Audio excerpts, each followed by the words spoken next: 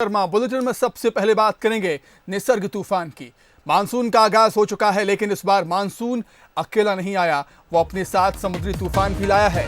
Monsoon की इस धमाकेदार आमद ने शुरुआत में ही मुसीबत खड़ी कर दी है। अरब सागर से उठे चक्रवाती तूफान निसर्ग के प्रभाव के चलते समूचे मध्य प्रदेश में कल रात से जारी बारिश का सिलसिला आज दिन भर चलता रहा। इस बीच प्रदेश के 27 जिलों में अगले 24 घंटे के दौरान भारी वर्षा का अलर्ट जारी किया गया है। भोपाल में आज 36 मिलीमीटर, होशंगाबाद में 26, सागर में 49, रीवा में 22, रायसेन में 40, दमोह में 50, शाजापुर में 23, खरगोन में 11, पचमढ़ी में 12 मिलीमीटर बारिश रिकॉर्ड की गई है। साथ ही साथ 27 जिलों में भारी बारिश की चेतावनी भी मौसम विभाग ने जताई है। विभाग ने अगले 24 घंटे के दौरान प्रदेश के 52 जिलों में से 27 जिलों में भारी बारिश की संभावना जताई है, जिसमें रीवा, सीधी, सिंगरौली, सतना, अनूपपुर, शहडोल, उमरिया, डिंडौरी, कटनी, जबलपुर, नरसिंहपुर, छिंदवाड़ा, पन्ना, दमोह, सागर, छतरपुर, विदिशा, रायसेन, सीहोर, होशंगाबाद, बैतूल, हरदा, बुरहानपुर, खंडवा, देवास और अशोकनगर शामिल हैं। तो मौसम विभाग ने अगले 24 घंटे के दौरान प्रदेश के 52 जिलों में से 27 जिलों में भारी बारिश की चेतावनी जारी की है। किन किन जिलों में भारी बारिश की चेतावनी जारी हुई है वो हम आपको ग्राफिक्स के माध्यम से दिखा रहे हैं। छतरपुर, विदिशा, रायसेन, सीहोर, भोपाल, होशंगाबाद, बैतूल, हरदा, बुरहानपुर, खंडवा, देवास और अशोकनगर इनमें शामिल हैं। तो चलिए, ये निसर्ग तूफान मध्य प्रदेश में कितना असर डालेगा उसे जानने के लिए हम बातचीत करेंगे मौसम वैज्ञानिक अजय शुक्ला जी से। अजय शुक्ला जी, आपका बहुत स्वागत करता हूं बंसल न्यूज पर।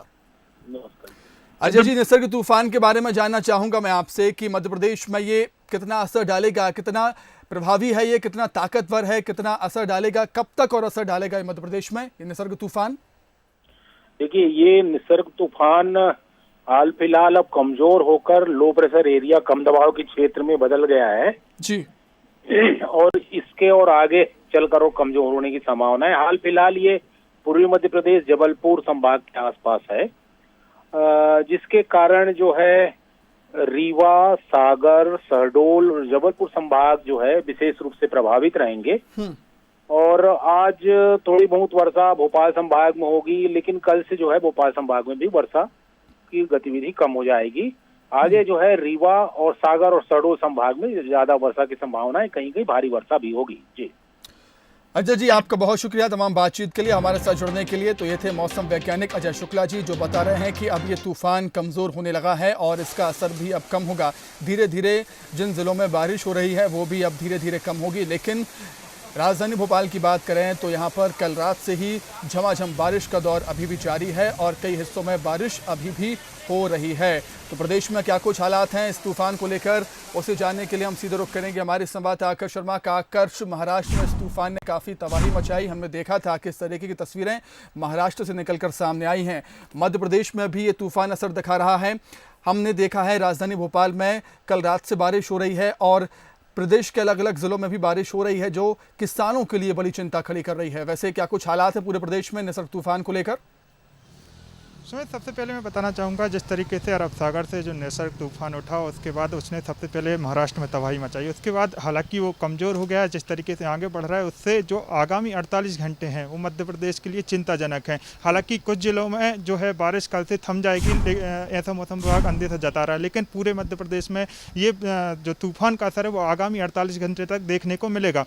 साफ तौर पर राजधानी भोपाल समेत जबलपुर के जो बड़े शहर हैं उनके अलावा 27 जिलों में ये ऑरेंज अलर्ट जारी किया गया है, मतलब अत्यधिक बारिश हो सकती है। मौसम विभाग ने ऐसा अंदेशा जताया है। ये किसानों के लिए चिंता की लकीर है, क्योंकि किसानों की फसल कटने के बाद या तो खेतों में रखी है या फिर मंडियों में बेचने के लिए रखी है। इस तरीके की तस्वीरें लगातार देखने को मिल रही हैं कि अलग अलग जगह मंडियों में जो फसल रखी हुई थी वो गीली हो गई है। तो कहीं ना कहीं किसानों की चिंता तो बढ़ी गई है। दूसरी चीज़ सुमित मैं आपको बताना चाहूँगा, जिस तरीके से निसर्ग तूफान बारिश कर रहा है, कोरोना काल में पूरा प्रशासन जो है मध्य प्रदेश का पूरा प्रशासन कोरोना सेना से युद्ध स्तर पर जंग लड़ रहा है। ऐसे में एकदम से निसर्ग तूफान जब आया, प्रशासन ने जिस तरीके से अलर्ट जारी किया था, लेकिन उस तरीके की तैयारियां देखने को नहीं मिली हैं।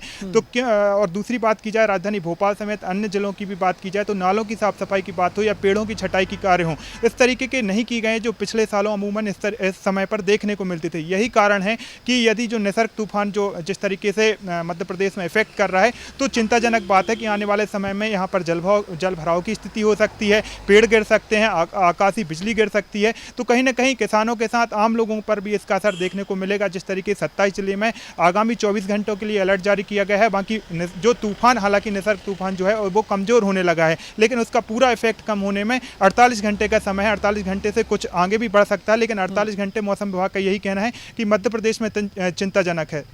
सुमित, आकर्ष, आपका बहुत शुक्रिया हमारे साथ जुड़ने के लिए, तमाम बातचीत के लिए। तो निसर्ग तूफान पूरे प्रदेश में अपना असर दिखा रहा है, कई जिलों में भारी बारिश हो रही है, लेकिन अच्छी खबर यह है कि ये तूफान अब धीरे धीरे कमजोर हो रहा है, लेकिन इसका असर पूरे प्रदेश में कई इलाकों में 48 घंटे तक देखा जाएगा, मौसम विभाग का ऐसा ही कहना।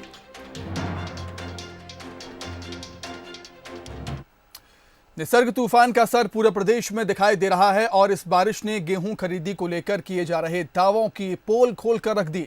खरीदी केंद्रों पर बेहतर व्यवस्थाएं न होने पर हजारों क्विंटल गेहूं भीगकर खराब होने की कगार तक पहुंच गया है। पहली तस्वीर शमशाबाद की है, जहां खुले में रखा गेहूं और चना बारिश की भेंट चढ़ गया। दूसरी तस्वीर बागली की है, जहां बारिश ने किसानों की परेशानियां बढ़ा दी हैं। किसान खरीदी केंद्रों के बाहर अपनी बारी आने का इंतजार कर रहे हैं, तो वहीं खुले में पड़ा अनाज भी बारिश में भीग रहा है।